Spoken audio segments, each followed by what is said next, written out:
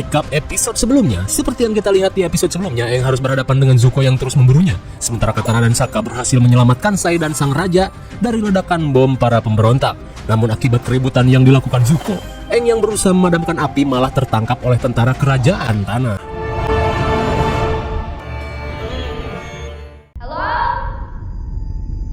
There's been a mistake. The fires weren't my fault. Di episode keempat ini, Aang harus dipenjara setelah dituduh membuat kericuhan di pasar. Namun di saat itu pula, Iroh yang ikut tertangkap memberitahu Aang untuk tenang. Sementara di sisi lain, Sokka dan Teo terlihat kecewa setelah mengetahui Sai telah bersekongkol dengan mata-mata negara api untuk mengirimkan beberapa rancangan persenjataan. Lalu Sai yang merasa bersalah berusaha menjelaskan jika apa yang ia lakukan demi untuk melindungi Teo dan juga kota Omasu.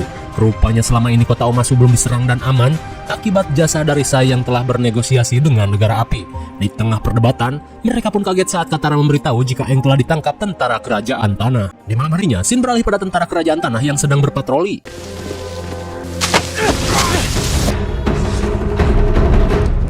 Rupanya Zuko yang khawatir pada keselamatan pamannya memutuskan untuk menyusup ke dalam kerajaan tanah. Kemudian scene beralih pada 100 tahun lalu di kota Omasu. Ketika itu, terlihat Aang menemui temannya yang bernama Bumi. Setelah mengingat masa lalu, Aang yang berbincang dengan Iroh menanyakan kenapa Zuko sangat bersikeras untuk menangkapnya. Mendengar hal itu, Iroh menjelaskan jika misi Zuko menangkap Aang bukan untuk kepentingan perang seperti Komandan Zhao, melainkan untuk mengambil tahtanya sebagai putra mahkota Raja Api yang kini hilang setelah ayahnya mengusirnya secara tidak hormat. Kemudian scene beralih pada Sokka dan Katara yang berencana untuk membebaskan Aang. Namun Sai yang akan menunjukkan jalan terlihat kebingungan mengingat ketatnya penjagaan kerajaan tanah. Hingga di tengah kebingungan, Teo pun teringat dengan sebuah legenda terowongan yang berada di bawah kerajaan Omasu. Namun Sai berkata jika terowongan itu dikenal sangat berbahaya karena siapapun yang masuk ke sana tidak akan bisa kembali lagi. Dan menurut Cenah, terowongan itu dijaga oleh roh yang mengerikan. Tapi meskipun begitu, Katara yang ingin menyelamatkan Aang meminta Sai untuk mengantarnya ke terowongan yang dimaksud. Sebelum pergi, Sokka dan Sai sedang mencari peta terowongan yang mengarah ke istana. Hingga di tengah kesibukan, Sai pun panik saat kembali mendapat surat dari negara api. Namun kali ini, Sokka menyarankan Sai untuk membongkar semuanya pada Raja Omasu dan menjebak para mata-mata.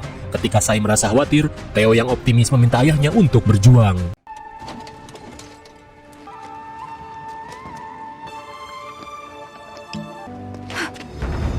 Jet.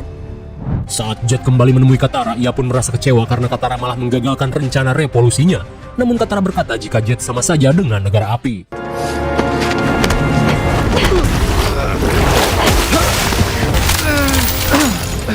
That's because of me. That wasn't you. Kembali ke penjara, para tentara terlihat membawa Iroh ke suatu tempat untuk dilakukan kerja paksa. Namun Aang, ia mendapat keistimewaan untuk bertemu dengan Raja Omasu yang terkenal sangat sangar. Setelah melihat Aang, sang raja berkata jika sebenarnya Aang adalah seorang avatar dari pengendali udara. Bumi! Rupanya Raja Omasu adalah Bumi, teman Aang 100 tahun lalu. Aang pun heran dengan Bumi yang mampu bertahan hidup lebih dari 100 tahun.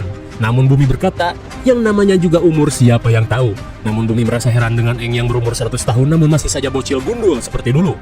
Lantas, Bumi berniat mengajak Aang untuk menceritakan kejadian yang dialaminya sambil makan-makan. Di tengah meriahnya pesta mukbang, Bumi yang sudah mengetahui kisah Aang tetap merasa kecewa karena ia menduga jika Aang kabur saat penyerangan dan malah turun di dalam es selama 100 tahun.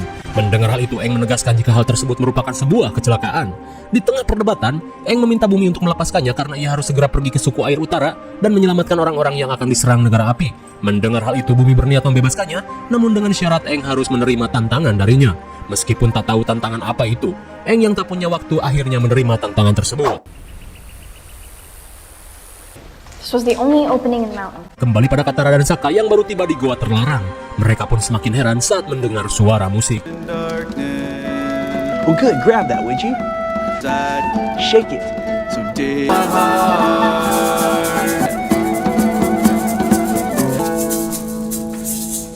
yeah. Setelah bernyanyi bersama, Katara merasa heran dengan mereka yang malah nyanyi di tempat seperti ini. Melihat mereka baik-baik saja, Sokka pun menduga jika mitos terowongan yang mengerikan hanya sekedar cerita belaka. Mendengar hal itu, si Pak Kumis berkata jika terowongan itu benar-benar ada dan sangat mengerikan. Mereka pun diminta untuk tidak pernah pergi ke sana. Di tengah keheranan, si Pak Kumis pun menceritakan kisah terciptanya terowongan itu, di mana pada zaman dulu ada sepasang kekasih bernama Oma dan Su. Namun mereka tak bisa saling bertemu akibat desa mereka bermusuhan satu sama lain. Hingga akhirnya mereka belajar pengendalian tanah pada sosok tikus tanah dan membuat membuat sebuah terowongan labirin untuk bertemu secara diam-diam. Hingga di tengah peperangan, Su sangat terpukul setelah mendengar kabar jika Oma sang kekasih terbunuh dalam peperangan. Lalu Su yang murka langsung menggunakan pengendalian tanah dan menghentikan peperangan. Setelah itu, kedua desa pun berdamai dan menciptakan sebuah kota baru bernama Omasu. Setelah mendengar kisah tersebut, namun Katara dan Sokka tetap nekat untuk menyelamatkan Aang.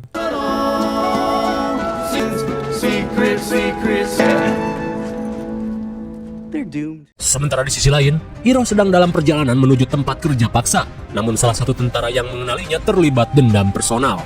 Ia pun kesal pada Iroh yang pernah mengepung Ba Sing Se selama 600 hari dan membuat penduduk kerajaan tanah sengsara. I'm fine.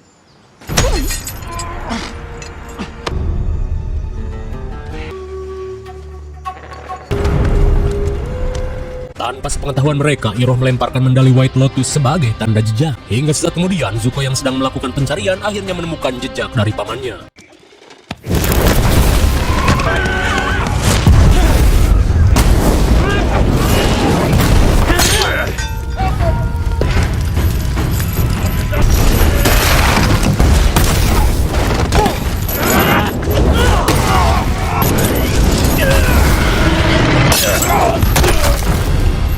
Saat si tentara terpojok, ia pun meminta Iroh untuk menyelesaikannya. Namun Iroh yang sudah bertobat tidak ingin membunuh lagi.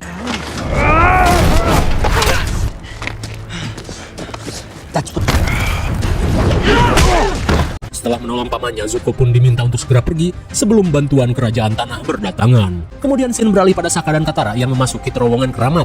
Terlihat mereka pun kebingungan dengan peta yang tak sesuai dengan rute goa yang mereka lalui. You see that? Well, what do you know? Sokka pun merasa takjub dengan kilauan cahaya di tempat tersebut.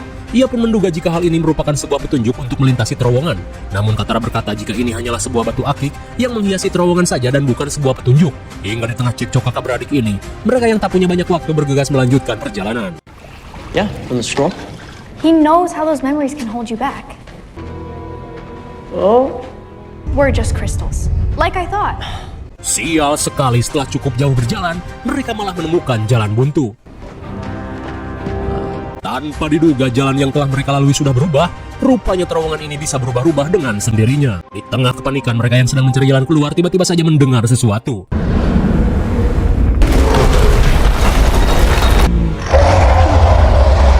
Betapa syoknya mereka saat bertemu dengan sosok tikus tanah raksasa.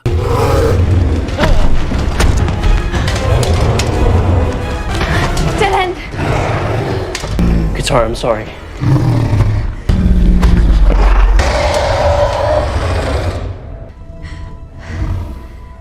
It wasn't about the crystals. Sontak mereka pun heran saat makhluk ini tidak menyerang mereka. Dan ternyata makhluk ini buta dan hanya bereaksi pada perasaan seseorang di sekitarnya. Hingga tikus tanah ini mencari arah jalan dengan merasakan perasaan. Menyadari hal itu, Sokka memohon pada makhluk ini untuk menunjukkan rute ke istana.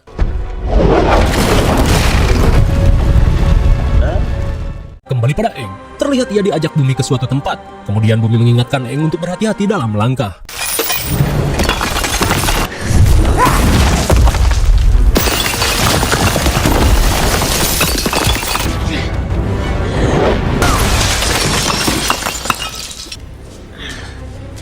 Betapa herannya Aang dengan maksud Bumi melakukan semua ini. Lantas Bumi berkata jika ia hanya ingin mengetes kesigapan seorang avatar. Dan kini, Bumi mengajak Aang untuk melanjutkan perjalanan. Di depan sebuah pintu besar, Bumi berkata jika di balik pintu ini ada sebuah tantangan yang harus Aang hadapi. Sesampainya di arena, rupanya Bumi ingin menguji Aang untuk terakhir kalinya dengan cara mengajaknya Baiwan adu mekanik sampai mati.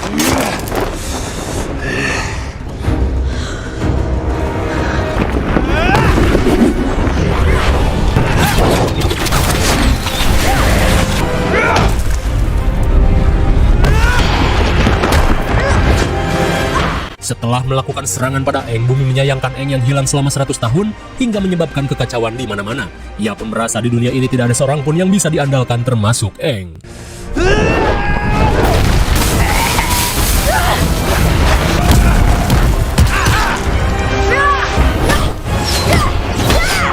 Di tengah sengitnya adu mekanik, Bumi berniat memberikan tantangan terakhir.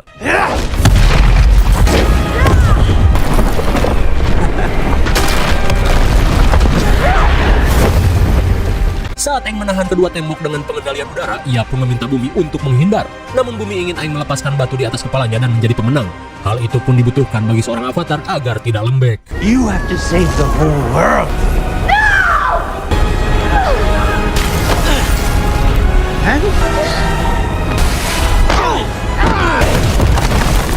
Untung saja kedatangan Katara dan Sokka tepat pada waktunya hingga tak ada yang menjadi korban.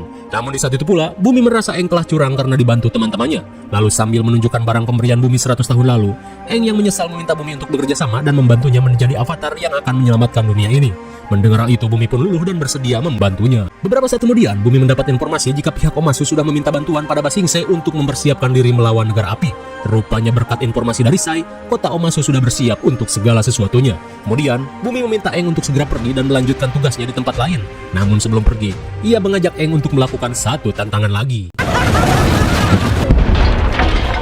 Singkat waktu di malam harinya, Zuko dan Iroh yang berhasil lolos bergegas pergi dari wilayah Omasu.